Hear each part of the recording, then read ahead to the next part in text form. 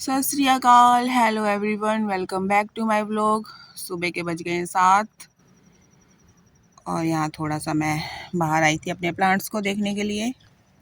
सुबह सुबह इनको भी नज़र अपनी डाल दूँ थोड़ी सी। हल्की हल्की ठंड है बाहर, ओस की बूंदें पड़ी हुई हैं पौधों पर। अब करेंगे हम ब्रेकफास्ट की तैयारी। उससे पहले जो मेन काम है आज का, आज है ट्यूसडे, तो आज है यहाँ पर ब्लैक डस्टबिन डे। तो इसको भी हम रख देते हैं आगे। This is a very important work. रात को मैं भूल गई इसको रखना, तो मैं अभी रख देती हूँ। इट्स ओके, कोई बात नहीं, क्योंकि जो ब्लैक डस्टबिन का गार्बेज लेने आता है जो, वो आता है लेट, 10-11 बजे तक। ग्रीन डस्टबिन वाला जल्दी आ जाता है, ब्लैक डस्टबिन वाले को लेने के लिए लेट आते हैं। चलो इट्स ओके, इसको रखते हैं आगे।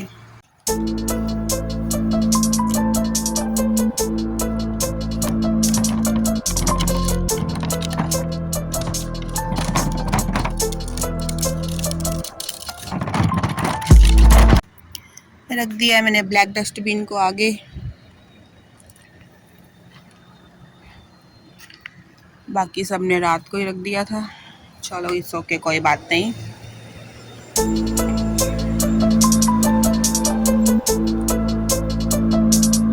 तो अब हम चलते हैं अंदर, बनाते हैं ब्रेकफास्ट, खाएं पिए फिर ही कुछ करें। एक भिंडी ये उगी हुई है, इसको मैं तोड़ लेती हूँ, नहीं तो ये यहीं पर पड़ी पड़ी बेचारी पक्की हो जाएगी। टूट जा मेरी बहन। तोड़ लिया मैंने एक भिंडी, और तो नहीं है। इट्स ओके, एक कनाली करांगे गुजारा असी। चलो चलें। यहाँ पर बन रही है सुबह की चाय। दूध में ही मैंने डाल दिया है सब कुछ, चाय पत्ती, चीनी, अदरक और चाय का मसाला। और टाइम हो रहा है सुबह का 7:10। इधर चल रहा है सुबह का पाठ। आज बनेंगे दाल वाले परोंठे, क्योंकि ये लेफ्ट ओवर मेरी दाल बच गई है कल की। कल बनाई थी मैंने, दाल चावल बनाए थे कल, फिर भी ये मानसती बच गई। It's okay. मैं इसमें प्याज काट के, इसमें अब मैं आटा गूंद के इसको सुबह का ब्रेकफास्ट बना के खिलाऊंगी इन लोगों को मैं। और चाय मेरी बन गई है, इसको मैं थोड़ा और रिझा लेती हूँ। यहाँ पर रिझ जाएगी अच्छी तरह तो टेस्टी बनेगी। तो हम आटा गूंद के करते हैं ब्रेकफास्ट। पहले ये भांडे संभाल देते हैं जो हमने रात को धोए थे, उसके बाद मैं गूंद देती हूँ आटा दाल वाला। चलो करें काम, क्योंकि काम करना बहुत ज़रूरी है। चलो करें।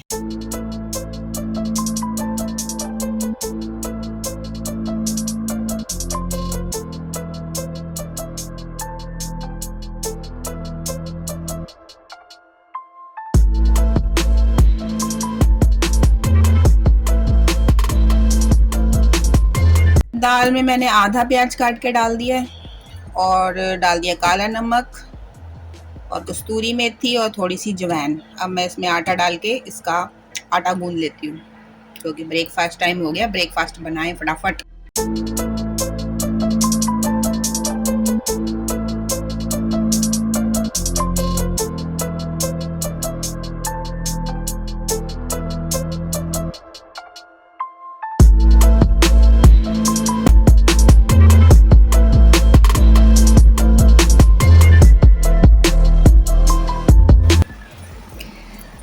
बन रहे हैं परोंठे यहाँ पर गर्मा गर्म देसी घी में, और इनको हम अच्छी तरह सेक लेते हैं और गरम गरम देते हैं सबको, क्योंकि बना बना के रख देंगे तो स्वाद नहीं आएगा। इसलिए एक एक बनाते हैं और एक एक बंदे को दे देते हैं। उस पर डालते हैं हम मक्खन, क्योंकि मलाई तो हमारे नसीब में नहीं है, तो मक्खन ही खा लेते हैं।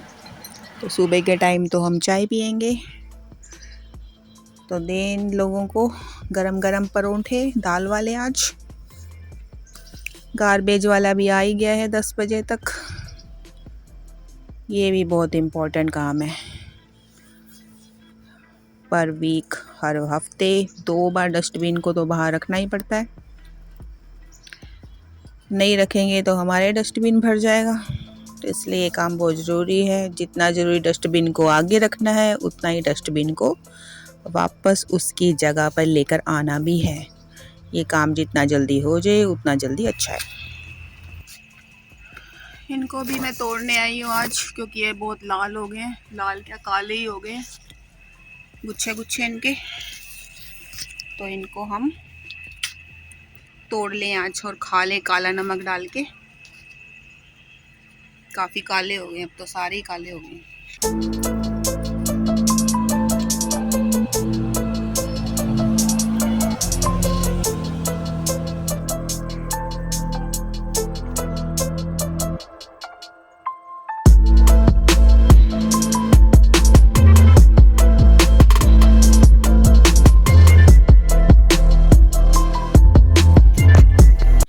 ये तोड़ के ले आई हूँ मैं वहाँ से।